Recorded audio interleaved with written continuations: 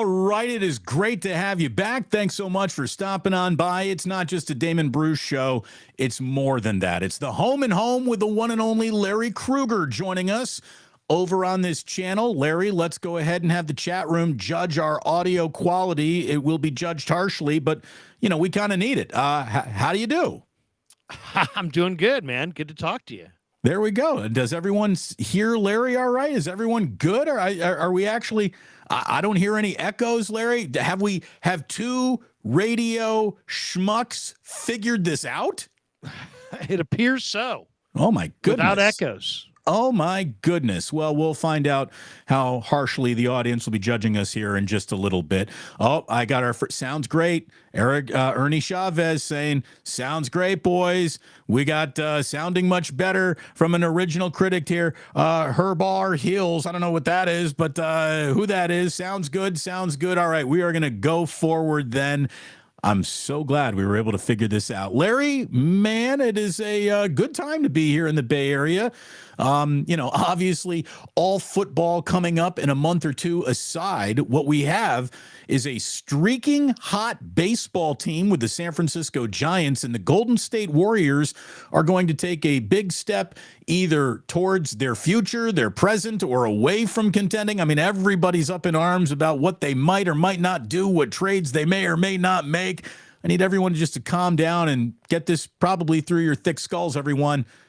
Warriors are just going to pick a player at 19. I don't think there's a lot of skullduggery that is about to happen. I don't think there's anything dramatic on the trade front, including Kuminga or Poole. I think this is what we talked about the last time we chatted. Have you changed your mind on anything here, Larry? Well, I don't know what they're going to do to... I mean, what they say, the definition of insanity is to, do the same thing over and over again and expect a different result. I mean, if you ran it back with a group that was too young and too old with not enough guys in their prime, and you didn't get it done last time, are you going to get it done this time? To me, I don't think it makes any sense at all to just run it back. And that's what I'm hearing. Hold on, but what if I told you that Poole worked his dick off this summer, and so did Jonathan Kuminga, and they come back as better players, and Moody has taken that step forward, and Patrick Baldwin Jr. is taking a step forward. I think the solution to getting better on a team that doesn't have many out-of-the-franchise solutions available due to cap constraints and luxury tax penalties, I think an awful lot of their answers are on their roster. Well, I mean, I don't. I mean, Klay Thompson, Steph Curry, Draymond Green are going to be better than they were. No, they're going to get worse. And you're facing teams like Sacramento and Memphis that have young teams that are getting better. And your young guys are 20 and 21 and still probably away from their prime. I mean, if you just want to run it back and, win, 45 games and duck out in the second round, then run it back. But you're not winning a title this way. And I don't think, you're going to have to be better, get better. And you're going to have to get better somehow, some way. And I don't subscribe to the theory that you just get better because you want to get better. Steph Curry won't be better. He'll be worse. Draymond Green will be worse. And Klay Thompson will be worse. Now, the other guys are 20, 21. And they're not going to become 25 overnight. So I think they're going to have to do something to get better. I really don't believe, I think Jordan Poole's a broken player. Mentally, he's broken. He's soft. He doesn't want to go to the hole. He doesn't want to draw fouls. And that's his strength of his game. So what he wants to do is sit there and pretend that he's Steph Curry and hang out 5 feet beyond the 3-point line and hoist threes, of which he made 25% in the playoffs, 32% in the regular season. So he's fallen in love with a game that isn't his, and he doesn't understand what his game actually is. Kerr, unless he has some come-to-Jesus moment, doesn't seem like he wants to play any of the young players. I think they've got the wrong collection of young players. I think Jonathan Kuminga is a huge talent, but I think there's a very good chance he's traded tomorrow night, and I think that there's a very good chance that When you heard Dunleavy, he's like, we want guys who know how to play basketball. And it sounds simple. What he's really saying is we don't want Jonathan Kuminga. We don't want run and jump athletes who we have to teach the game, and we don't want guys who are going to pout. I mean, what did you make of Draymond and Kerr bashing basically Poole and Kuminga on Draymond's show?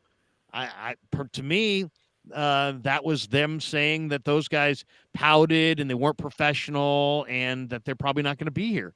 I think it was a message more than a roster construction conversation. I think they were sending a message, but I don't think it's a message that they were sending necessarily to the front office about get these guys off the team. I don't think it's going to happen, Larry. And honestly, I think it's very cool to crap on Jordan Poole after what was a very weird year for him. And in a very weird year, all he did, this soft player you're talking about, was play every single game that was on the schedule and in the postseason. He is still young and in a weird year, averaged 20 points a game. I mean, I think Jordan Poole's going to be an absolute stud in the NBA. And coming off him right now, it sounds like a terrible idea. He's your player. He is locked up. He's, I think, only going to get better. I think Moody's going to get better. I think Kuminga, given a chance to get more comfortable, can also get better. I think Steph Curry stays the same. The real two questions are Draymond Green and what kind of contract do you want to give him right now that he's opted out, and Klay Thompson.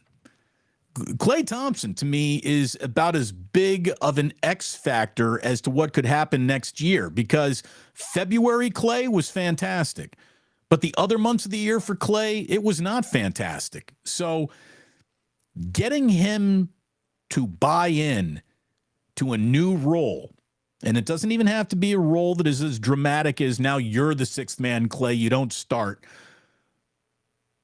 But something needs to happen on that Klay Thompson front, or you got to trade him, because this is either a player you're going for. I don't want anyone on just a one-year deal. And that's what Klay's kind of sitting on right now. Is he going to give this team a massive home team discount to stay? Because that's the only reason why I think he stays, or you can actually afford to keep him to stay. I mean, is he going to be a totally different person than he was last year? I mean, he was good as a three-point shooter, but he regressed as a defender. He regressed from two. To me, he's not. I think in a lot of ways he was the key cog for the Warriors when he was coming up, because he didn't care about anything except for just, showing up at game time and playing ball. But now he's got all kinds of issues. Now he's like trying to dial it back to yesteryear, and every time he has a good night, he's like, "Oh, look, I got this ring, and look at me, and it's like I think he's some people can't handle the different stages of their life, and I think he's having a hard time handling this stage of his basketball life. And what you said there is totally true, but I also don't think the answer is one that we are going to want to hear. I think for him, he's making $40 million, and he's like, yeah, I'll take one for the team. You cut me down to 35. No. I take one for the team and cut down to 20 or less. And he doesn't want to cut down to 20 or less. And I don't want a guy who's going to be sitting there resentful of the organization because they didn't want him at his price and this and that. He just doesn't seem like he should be cool with it, because he's made, God knows, probably $120 million in his career. He's probably made another $150 million off the floor through ANTA money and everything else. It shouldn't be about it, but it shouldn't be about the money. But so many times in the NBA, guys equate their worth to their contract, and I think he's just another guy in that category. So if he can take less and be happy and truly be happy, then that's one thing. But I don't think he can. And so I think it would be a situation where the same way he was awesome as a player coming up because of his mentality, I think he's becoming a cancer because of his mentality, because I don't think he wants to come off the bench. I sat in for you this summer, and I asked Steve Kerr in one of the interviews, hey, Steve, what do you think of changing Klay's role? And he was like scoffed. And he scoffed because he knew that if he acknowledged that there was any viability to it, he probably would have lost Klay, because that's what Klay needs, that you're the man, you're the man, you're the man, you're the man. And it's like, you know what? sorry, buddy. Times get, you get older, you lose your ability, and you got to adapt to the next role. So I also think the Warriors are a broken team. I mean, let's be honest. They couldn't even talk about themselves without talking about two different teams. The Giants have young players and the Giants have old players, and you don't hear Jock Peterson going, well, the older guys, and you don't hear Casey Schmidt going, well, the younger guys. They're just a team with older guys and younger guys. But the Warriors allowed themselves to be, we're the old guys with the rings. You guys are on a lower level. You're just the young guys. Sorry, doesn't work. You got to have one team. Last year was last year. Stop living in the past. Nothing's sadder than somebody rolling around living in the past. To me, it's a little bit of a failure on Steve Kerr and the ability of this team that is always touting how well it all communicates with each other. Last year was a year where that communication went afoul. There's no doubt. And what they do without Bob Myers in the room to put the pieces back together is going to be interesting, and it's going to be a big part of what next year looks like. To me, one of the more frustrating aspects of all Warrior fandom, as I watched, people start hand-wringing about a 3-team trade between the Celtics, the Wizards, and the Clippers that might go down, which would get Porzingis to Boston, while the Wizards get the poo-poo platter, while Marcus Smart goes out to the Clippers. Like these are 3 teams that, with all due respect to the Celtics, who've been quite competitive. We're just in, the same NBA finals the Warriors were the last time the Warriors were in the NBA finals, but came short this past year. I wouldn't call the Celtics losers, but these franchises win nothing. I am calling the Clippers and the Wizards losers. So it drives me nuts that the Warriors have so proven capable of winning championships, yet fans want their cues taken from teams that haven't won shit as to how to go about winning a championship. Like, it drives me nuts. It really does. It really does. Like, anyone who shoots 3-pointers at the size of 7'3" that Porzingis is, to me, in my mind, is not the right guy for the Golden State Warriors. I mean, he just isn't. How anyone could look at him and say, yeah, a guy who plays 0 pick and roll would be a perfect Golden State Warrior. I don't understand why fans here, all they want to do is talk about their high standards while crapping on the very people who delivered those high standards in the first place. The only reason why Warriors fans have high standards is because of what they have accomplished recently. And people want to chalk it up to just this, everyone forgot what they're doing all at once. Here's the thing, nothing's forever. There's no such thing as we stayed good together forever. We stayed young forever. We kept on winning, and the winning never stopped. Eventually, things slow down, and there's no amount of, well, I want a winner, that changes that natural life cycle of a team's championship window. This is a closing window. Here it is for the Golden State Warriors. Can they reach one more NBA Finals with Steph Curry? That's the question. There is no more. And for the next 9 years, they dominated the NBA. That doesn't exist anymore. You're at the end of that. You don't restart it again. It doesn't just happen again. Well, I mean, it's all based on your moves. If you make good moves, anything's possible. If you make bad moves, anything's possible in a negative sense. I agree with you that generally, you don't see teams keep it going. But should you not try? Should you not try to keep it going? Because it's unlikely that it will keep going. I mean, they built this dynasty by getting an undersized 2 guard that people thought couldn't play, who now became a point guard in Steph Curry. They took Klay Thompson when people didn't think Klay Thompson was that great, and they got Draymond Green at 35. And so that's how they built their dynasty. So should they, and what was that? It was the ability to see through what other people didn't see. While the Kings saw Jimmer Fredette, the Warriors saw Klay Thompson. That was Jerry West. When David Kahn saw, Ricky Rubio and Johnny Flynn, Larry Riley and Don Nelson saw Steph Curry. So while people saw Draymond Green as an undersized, out of shape combo forward, it didn't fit. The Warriors saw a special player they could run. They could run their offense through, and it could be a facilitator, shot blocker, and they saw the future. That's what tomorrow night's about. I guarantee you, there are guys who are going to be drafted after the lottery who are going to be way, way, way better than guys that are drafted in the lottery. And so the question is, do they see it? Now, the one thing I love, Damon, is I love what I'm hearing from Mike Dunleavy, because I think Mike Dunleavy, and I don't know if it's his idea or if it's their idea, it really doesn't really matter at the end of the day. But when he came out and said, we want players that know how to play basketball, and then when you read his comments, you could see that they understand that you need shooting. You need really good guys who can make shots. I think that's a big part of it. At the end of the day, what was Klay Thompson? He was a pure shooter. What was Steph Curry? He's a pure shooter. So what's Jordan Poole? He's a phenomenal shooter, right? So I really think they're on the right path. Now it's just a matter of, can they pick the right guys? The best shooter in this draft is Grady Dick from Kansas. And he may go 10. He may go, I'm looking at NBADraft.net. I've seen him as high as 8. And I've seen him today. They have him at going 13, I believe. Yeah, 13 or 13 to New Orleans.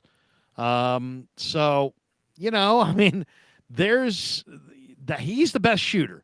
Jordan Hawkins, who I think is one of the best shooters I've seen in years from Connecticut, who shot Connecticut to the national championship. 6'5", 2 guard. They have him going 17, a couple spots in front of them to the Lakers. And they have the Warriors taking Chris Murray, Keegan Murray's younger brother, or twin brother, I should say, who's kind of a lefty version of Keegan. There's some flaws in his game, but he's got a beautiful, buttery face-up shot. So I like the idea of that. I think it was one of the guys in ESPN said Brandon Podziemski, who's a really nice player as well for Santa Clara, the Illinois transfer, went to Santa Clara, became WCC Player of the Year or whatever he was this year. He's kind of a 6'5", 2 guard. Some people have him going to the Warriors. I'm a huge fan of this kid, Tristan Vukovic from Serbia, who is got a little bit of Dirk Nowitzki in him. He's a tremendous shooter. Seth Lundy from Penn State, tremendous shooter. I think it will be interesting to see if they wind up grabbing somebody like this, but I definitely think they're on the right path if they're looking for skill, because skill means that you can play right now. Play right now means you can play for Steve Kerr. Kerr's not anti-playing young guys. I've talked to him. He's not anti-playing young guys. He's anti-losing games, giving young guys minutes while they develop their skill in the NBA. He doesn't want that. He wants you to develop your skill somewhere else, not at game time. And I totally would agree with that. So, and at the same time, you can't take a super polished player like a Jaime Jaquez, who's got low end potential, but he's polished. So you got to find the guy who's got skill, but also has room to improve, but also is ready to give minutes to maybe as soon as next year and can be in your rotation. It's a very select few guys. There's probably, I would say, 5 to 6 guys who fit that description in this draft. The key is drafting one of them. And the key is one of them actually getting to 19, or the Warriors getting aggressive, trading up to find that player. Look, I don't see a single mock draft that's got Trace Jackson Davis going ahead of the Warriors pick. Maybe it's Indiana. What do you think I am? Cream and crimson, coloring my eyeballs. Larry, I think he's Kevon Looney light. He's the right front court player that they need. He runs the floor, straight up rim runner who finishes better than Looney, protects the rim, rebounds, and doesn't play outside of the game that he knows he has. Dale Davis was his dad. I mean, and the Warriors have done very well drafting players whose fathers were in the NBA, and he knows who he is, and he's not going to try to be who he isn't. And I think that that's the kind of player that could come in at 19 and get minutes for the Warriors. I mean, look at it this way. He's better than Anthony Lamb. I'll tell you that right now. He's better than Anthony Lamb. I will put my house on that. He's going to be a better NBA player than Anthony Lamb. So they're different. I mean, it's funny. The NBADraft.net compares him to Trey Lyles, who's got an outside shot. This guy doesn't have an outside shot, but I will say this. in the workouts, they're saying that he's demonstrating a little bit of an outside shot. But what I love about him, Damon, is that I think everything you said about him is spot on. I mean, you're an Indiana fan, you know. But I think there's like to me the one thing I'm always look for is your ability to pass. And this guy can pass the ball. He can sees the block floor. shots, He he can sees the court. rebound. Yeah, he sees the floor. He can make other people better. I think he's kind of a cross between Draymond and Looney in that he's probably an undersized five. I mean, he's probably a five in the NBA. He's probably and I don't know that he's ideal to play with Draymond, but he might be the replacement for Draymond. As far as I love his rebounding. The guy went for 20 a game in the Big Ten. He's coming off a tremendous year. He's a rebounder, shot blocker, scorer inside, passer. The only thing he hasn't really developed is any kind of an outside shot, but I think there's reason to believe that can happen in time. We're talking about a 23-year-old player. He's still young. He's not 19 though. He's Right. 23.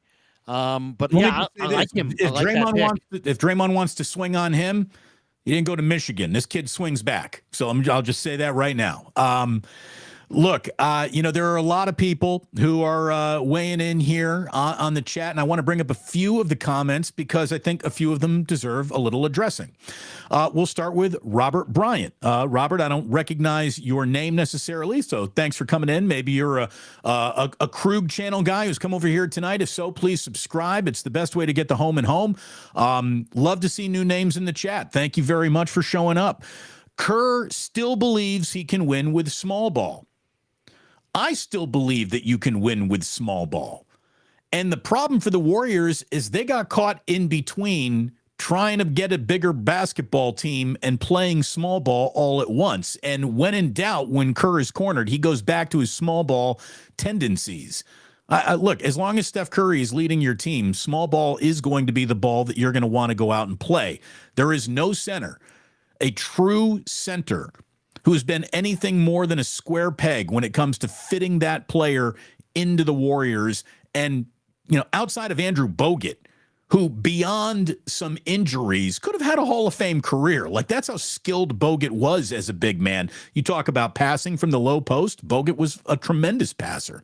I think the Warriors need to embrace who they are and stop trying to be who they aren't, which is a team that is going to match you big for big and try to bang with you down low. The best the Warriors are going to do to bang down low is Draymond's feeling frisky tonight and Kevon Looney's here to play. Like, that's what they got for banging down low. So I just don't think that trying to get big in the Steph Curry life cycle is a real tangible X marks the spot to returning to the NBA Finals. Now, if you are trying to get past Jokic, then maybe you got a problem there. Jokic is going to be a problem for a lot of teams in this league going forward. You can see that. Another comment here, Larry. Well, I tell you, before we go to the next comment, just what do you think of the Warriors sort of lying to themselves about their own identity? Well, I mean, we're putting labels like small ball and this and that, but I think it just really comes down to the players that they have to complement one another, right? So if you have a Draymond Green out there, if you're going to play another big, that big's got to probably be able to stretch the floor and be a little bit more skilled. I don't think you can have on a five-man team two non-shooters on the floor and for extended periods of time. You got to have a little bit more diversification of shooting. So, and I really believe that you can't quit on young guys. I mean, the one thing I really have to push back hard on is this notion from a lot of people that because Kerr this year didn't play the young guys, that tomorrow night's draft they should trade out, get out. It's like that's loser talk. Because if you're really, really sharp and you're really light years ahead of the rest of the NBA, this is the pool of players that you need to be in. And if anything, you need multiple picks in this thing. Why? Because a guy that you draft at 25, if you know what you're doing, can be, that's a great advantage.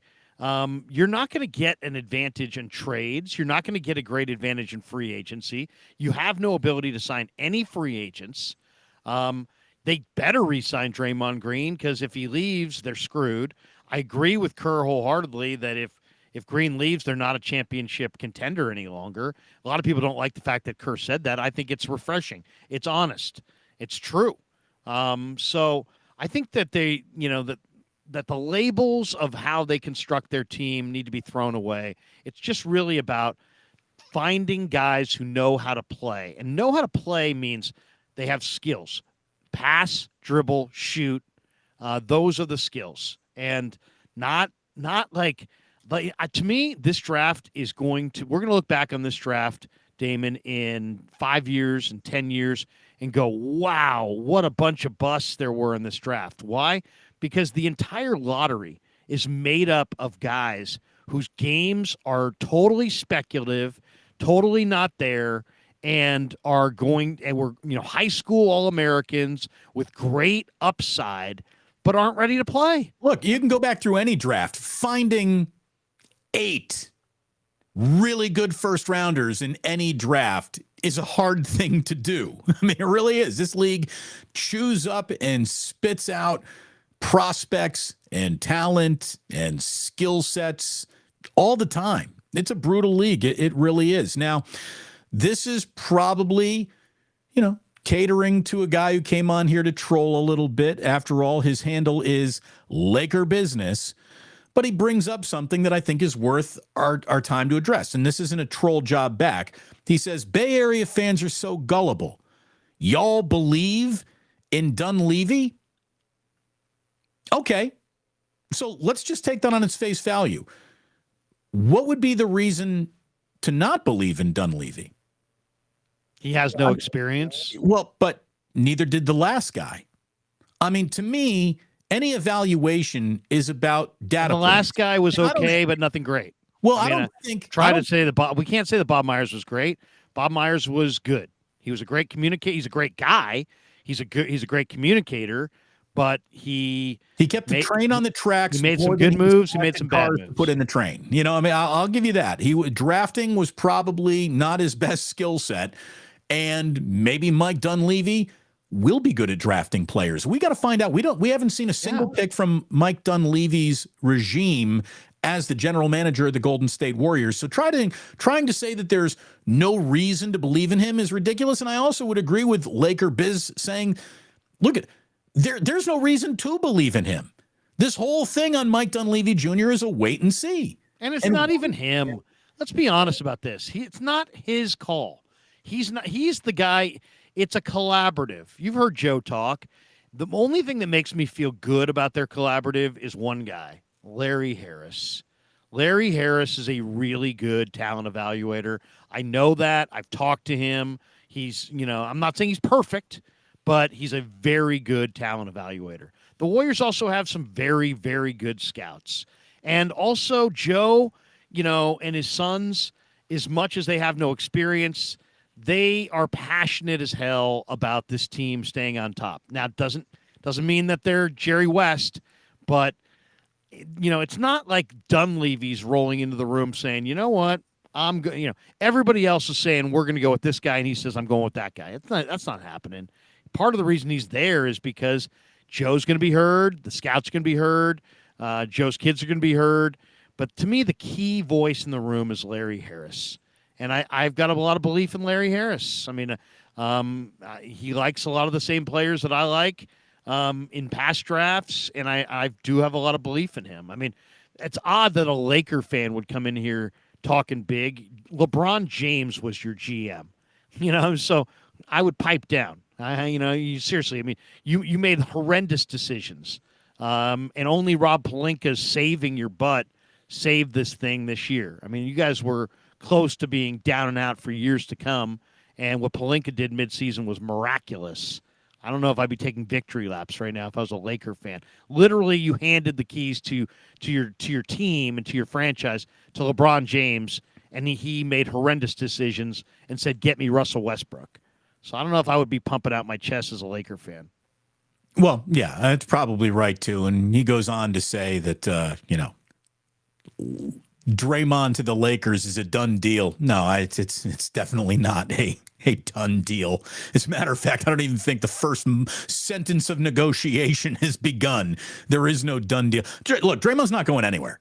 It's just he's not. He's not going anywhere. I think he knows to not bite the hand that feeds him, and that hand is not even the hand of the Golden State Warriors. It's the hand of Steph Curry. And I think that Draymond rolls with Curry more than he rolls with anyone other than his own inclinations about anything. So I don't think he's going anywhere. I think he's trying to tailor a contract that will run totally concurrent with Steph Curry's contract. That's what I think is going to happen. He is hanging in France with LeBron, and a lot of people saw that and said, oh, he's going there.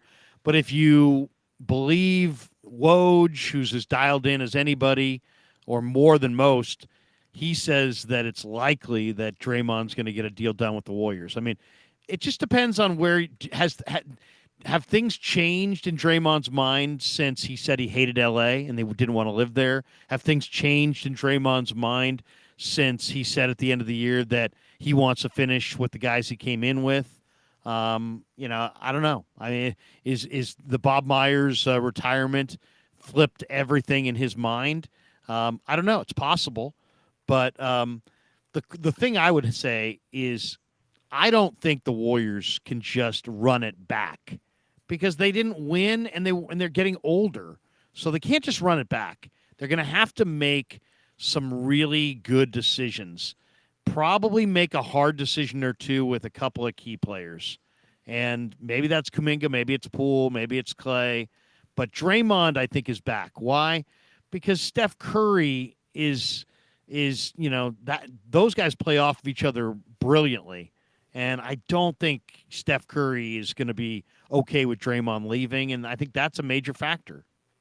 Larry, last time you and I were talking in depth about Farhan and Gabe Kapler, I think the both of us were pretty much saying that even though Farhan's very good on the margins, when it comes to the big things, he'll let you down. When it comes to player communication, agent communication, he'll let you down.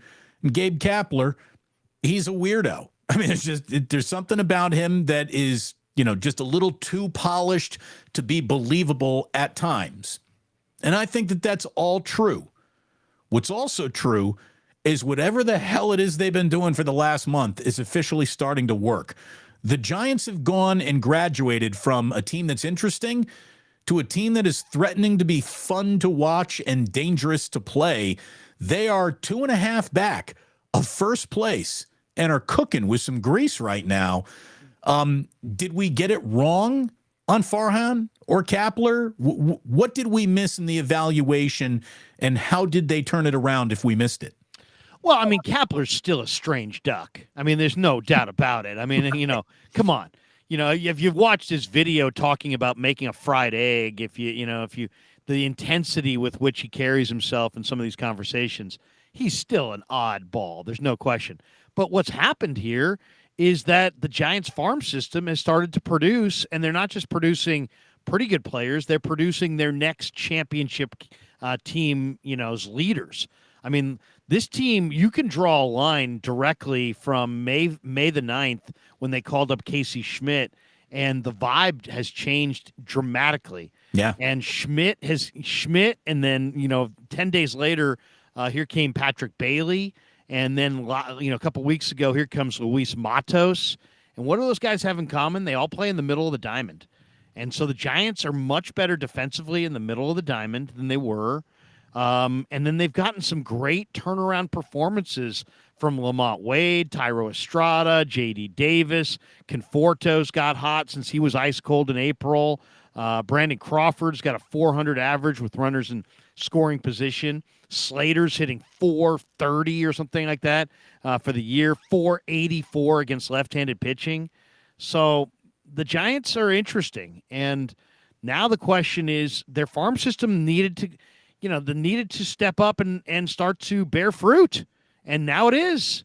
And the guys they're calling up are not just guys that are up for a day. This is their core going forward. Matos is their center fielder going forward. Casey Schmidt is their third baseman down the road. The guy, Damon, that I think's had the biggest, most profound impact is Patrick Bailey. Patrick Bailey is Their best pitcher since Buster Posey. Full no, stop. no doubt. But I mean, he's one of the best young catchers I've seen. The throw that he made Friday night at Dodger Stadium to nab Mookie Betts stealing third. Betts had that bag stolen off Doval, and Bailey put it on Schmidt's glove, and Schmidt just made an amazing tag. Logan Webb, Damon, trusts Bailey to call all of his pitches. He's shutting down the run game. He's a brilliant receiver. He's a switch hitter, damn good hitter. The Giants look great. And not only that, they have an option now. They can potentially trade for more starting pitching, or relief pitching. Aroldis Chapman's out there, Lucas Giolito's out there, Marcus Stroman from your Cubbies may get dealt if the Cubs fall off in late July. But then the Giants can also say, you know what, we don't want to do that. We'll just call up Kyle Harrison. We'll just call up Carson Wisenhunt. We had Kyle Haynes on the other day. Haynes called Wisenhunt's changeup a Bugs Bunny changeup, and he throws mid-90s. And then I asked Farhan about it. Farhan said he was a plus pitch. So that's incredible. I mean, I saw it. The first time I saw it, I thought, oh, my God, this guy's changeup is absolutely lethal. The same arm action off the fastball, and it's 10 miles an hour slower. So, Wisenhunt's 22. He's in Double-A. Harrison's 21. He's in Triple-A. Both those guys, according to Farhan, and I asked him this question, he said both those guys are a phone call away and very well could be up between now and the end of the season. I'd like to see, by the way, so I was looking at Kyle Harrison's numbers. Yeah. Do you realize this guy hasn't seen a sixth inning yet? No, hasn't even seen the sixth inning. They're slow playing him because they know that he may be asked to have an innings workload in the end of the year, and I think it's been smart. They've been very, very cautious with his innings. The other day, he went 5 for the first time. That's good. I mean, it's a step in the right direction. I will say, though, man, what they've been doing from a positional player rookie standpoint is impressive because it's happened so rarely. Some of these still don't quite, if they took their hats and jerseys off, you'd never even recognize them on the street. But Ryan Walker, who is getting the kind of the opener role tonight, we'll see how much they actually let him go.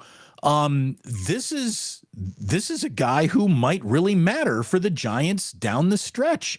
There are other young pitchers on this team. Tristan Beck all of a sudden. John Bribia, who I don't know if he checks that box of young. He's been around a while, but he's having a really, really good stretch right now. Luke Jackson, hopefully there isn't much wrong with him because he looks like he's going to be a contributor out of the bullpen. And to me, these guys start stepping forward. You can take the guy that you're comfortable to be an opener and turn them sort of into a setup guy. You've also got the Rogers brothers as your setup guys as well. If they can get a decent start through 6, their bullpen should be able to carry it. Yeah. I mean, Taylor Rogers from the left side started slow, but now looks great. Tyler Rogers had a great run. Doval may be an NL All-Star. So, yeah, they got a lot of things going well for them right now. Win? Dude, how about Keaton Wynn? I talked to him in spring training. He's got a nasty splitter. And it's just, he's another guy. So, yeah, Tyro Estrada's had a great year at second base. I mean, really you go around the diamond. Bailey plugged the hole behind the plate. Now Joey Bart is good trade bait. If they want to trade Joey Bart, they can. Lamont Wade has plugged that hole at first base. He's been terrific. Tyro's been really good at second, hitting close to 300 with like 10 home runs. Crawford has not been great at short, but there's Schmidt there. And J.D. Davis has been an absolute find at third. Now you got Matos in center. Yaz is starting to heat up. It's quite amazing, to be honest. But it's also not smoke and mirrors. It's not like, this is just, they're in a lucky run. No, they're not in a lucky run. It's a better baseball team. Then they got a good vibe going. Isn't it funny how the Warriors tried to blend old and new, and their vibe sucked, and they couldn't even have a press conference without insulting half the team. And it was like nobody was. They were too young and too old.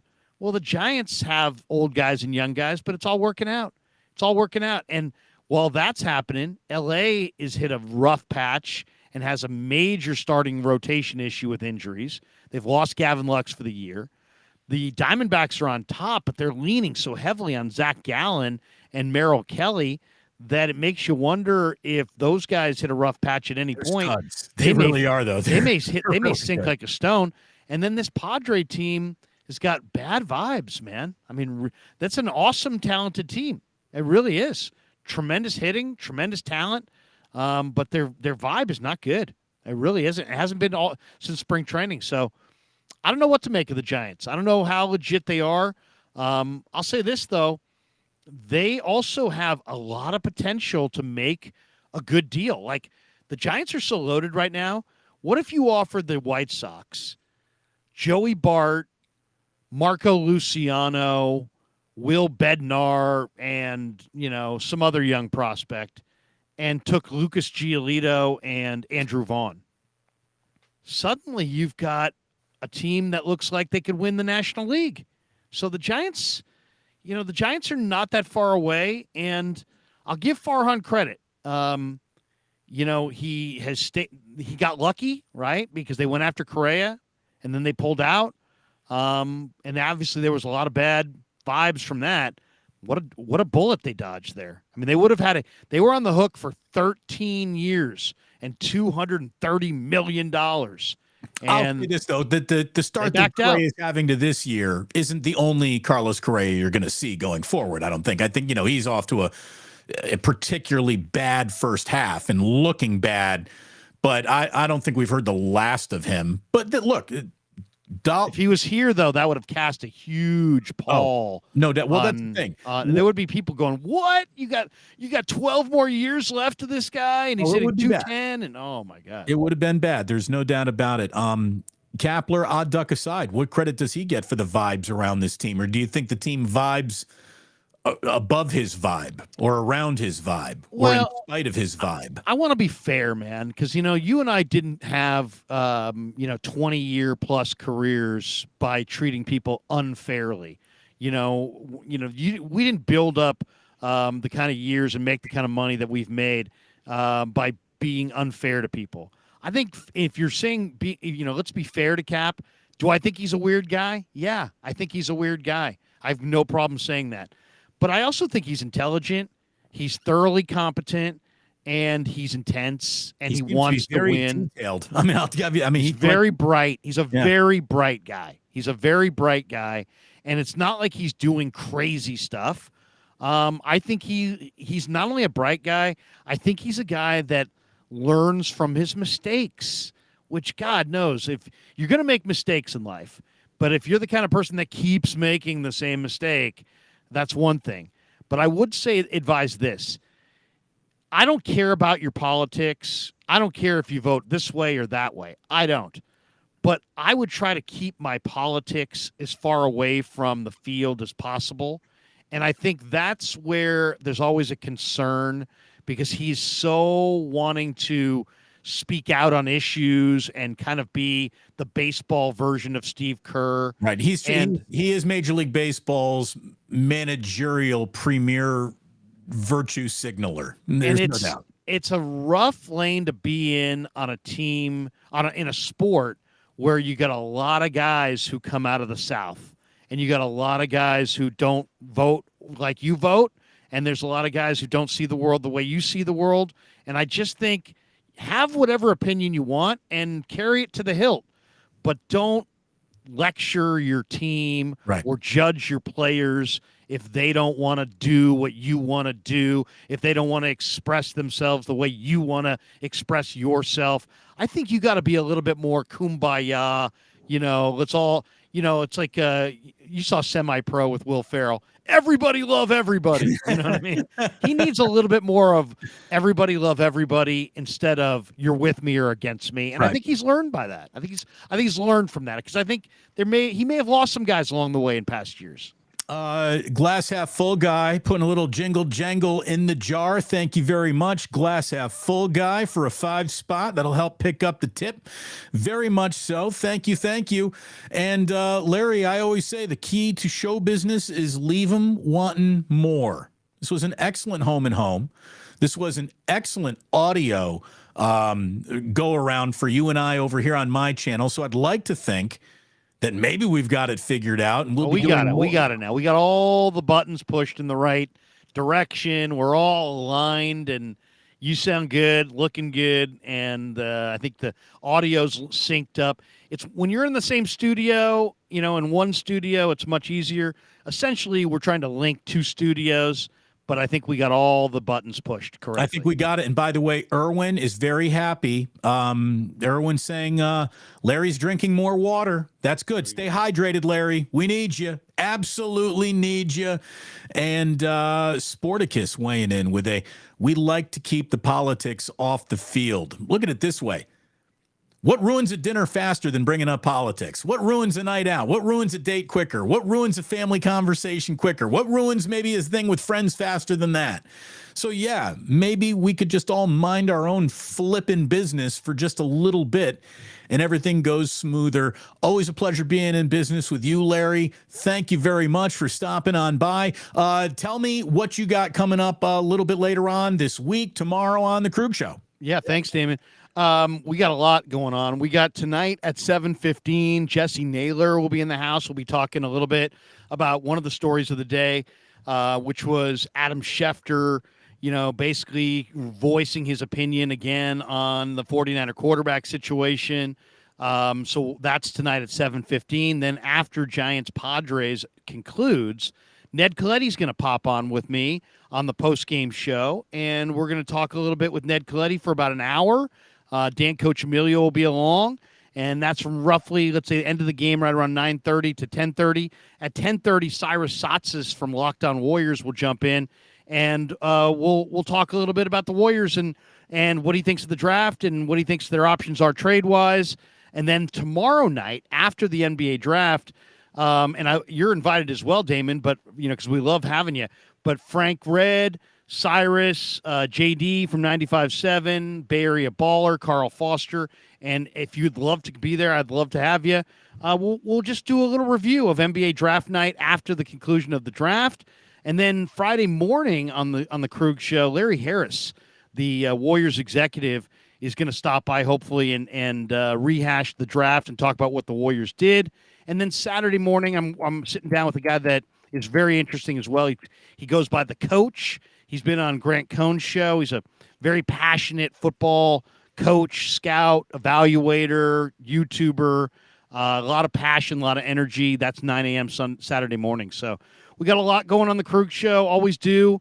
And but I'm loving the home and home. I was doing the radio the other day, and first caller we went to, guys like, Krug, I'm loving you and Damon on the home and home. There you go. Of course, on the radio station, everybody got nervous, but did they dump that? Did they dump No, they didn't. No, they didn't. Nobody dumped. Pisses me off. Seriously, my severance is over, so I can say whatever the fuck it is I want to say now. What pisses me off is that nobody over there wanted me to leave. But now that I had to leave, like nobody's doing anything to help promote, like, hey, go check out Damon's YouTube channel. It's really cool that he's just picking himself up by the bootstraps and doing that. They're treating me like they caught me stealing pencils out of the freaking filing cabinets. Like that pisses me off just a little. And let me just say this. Let me say this on that. I'll say this, and I'm not pointing the finger at anybody, but the rarest trait in life you will find is courage, true courage. And to support anybody who is departed from an entity that pays you a salary takes some level of courage. And see, I came in at that. Don't take it. All I would say to you is, at that courage price point. I don't know if they're hiring at that price point anymore, Larry. All I would say is don't take it personal, because it isn't personal. It's just people, when their livelihood's on the line and they're worried about where their next payment's coming from. There's not always a lot of courage shown, and that's really all I can say about it, really. There you go. By the way, this is perfect. G. Martinez, Damon took the red stapler home. It's a swing line. It's a swing line. I'm going to take it home with me. It's a swing line. Yeah, Damon, we're going to need you to move your desk downstairs. Yeah, we're going to need you to come in on Saturday. Greatest movie of all time in some ways. Yeah, I wouldn't say I'm missing that work right now. Larry, always a pleasure, man. No misses with us. We hit the bullseye every time we do it. We'll do it more often, especially now that we got this ironed out. That makes me feel good about it. Thank you so much, brother. We'll talk to you again real soon. I told those jackasses I liked Michael Bolton's music. How's the other one? His entire catalog. Yeah. I celebrate his entire catalog. Good seeing you, bro. Thank you, Larry. Larry Krueger, the Pig in the Pickle Krug Show. Make sure you are subscribing. And then do me a little favor. Make sure you're subscribing to this. You hit that like button. We'd appreciate that very, very much. I want to thank Ike. I want to thank Uncle Boys. I want to thank Blackened Whiskey for all they do to help me get up and on the air. And let me tell you, tonight, boy, oh boy, oh boy, did the IT department get it right. I think we had our first home and home devoid of audio issues. What a night. What a night, not just for me and for you, the listeners. What a night for the internet in general. Everybody goes home a winner. Thank you very much for tuning in. I'll tell you right now, be on the lookout for a Marcus Thompson interview. I'm going to be dropping that on the channel real soon. We go over what the Warriors look like now, what they might look like after the draft, and really interesting answer about how Marcus found out he was a really good writer and should probably go ahead and do that for a living. So we got all of that coming up. Otani Tuesdays. We are now serving the country of Japan. It's Otani information. We've gone across an ocean already. We go across both oceans to find audiences, and there's not a Bay Area radio signal that, for the most part, doesn't even reach past the Caldecott Tunnel that can do that. So it is good to be here with you. Thank you so much to everyone who has come out to support what we're doing, what Larry's doing. It means an awful lot to the both of us. Thanks for coming into a home and home. And please do remember that sports don't build character. They reveal it. I'll be back tomorrow at 11 a.m. live here on YouTube, Twitch, and we're also putting it up on Twitter as well. Just giving it away for free over there. Look at us, just giving it away. Thanks so much. Have a great night.